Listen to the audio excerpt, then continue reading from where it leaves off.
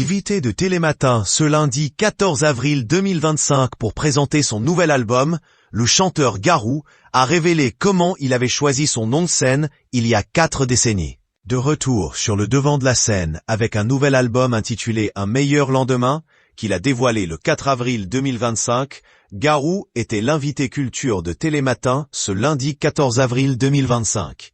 L'occasion pour lui d'en dire plus sur son nom de scène, aussi emblématique que sa discographie. Et il semble que les origines de ce surnom ne soient pas si évidentes que ça. En effet, la journaliste Camille Dahan, chroniqueuse dans la matinale, s'est amusée à dévoiler l'anecdote qui a valu à Garou de s'appeler ainsi lorsqu'il monte sur scène. D'après elle, son côté fêtard lui aurait valu le surnom de loup-garou dans sa jeunesse, amenant tout naturellement à Garou. Une explication pas si vraie que ça. Interrogé à ce propos, le chanteur n'a pas hésité à corriger la jeune femme, lui expliquant qu'il s'agit en vérité d'un jeu de mots avec son nom de famille.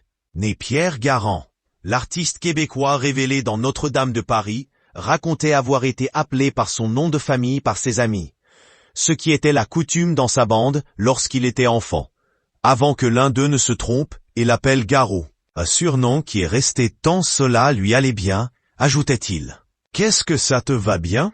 lui auraient ainsi dit ses amis, justifiant avec humour que l'appel de la nuit, l'appel à la lune, était des traits forts de sa personnalité. Et pour poursuivre dans la blague, l'ancien grand ami de Céline Dion concluait qu'il avait tout de même bel et bien des points communs avec les loups-garous. « J'ai du poil qui pousse partout. » Garou, ce qui a endommagé sa relation avec Céline Dion.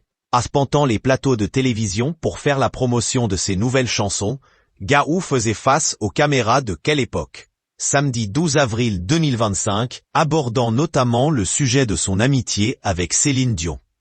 Celle-ci avait débuté lorsqu'il interprétait Quasimodo et s'était concrétisée avec leur morceau Sous le vent. Mais depuis, les deux amis se sont éloignés. Une distance que l'artiste justifiait par son manque d'ambition de l'époque. On est resté en très bons termes, mais Céline Dion et René ont trouvé un peu difficile que je quitte, et surtout que je n'ai pas assez d'ambition, parce qu'ils voulaient me projeter sur une carrière mondiale. Mais je n'avais pas du tout envie, a-t-il admis auprès de Léa Salamé. Depuis, les deux amis ne se parlent plus beaucoup, mais continuent d'avoir de l'affection l'un pour l'autre.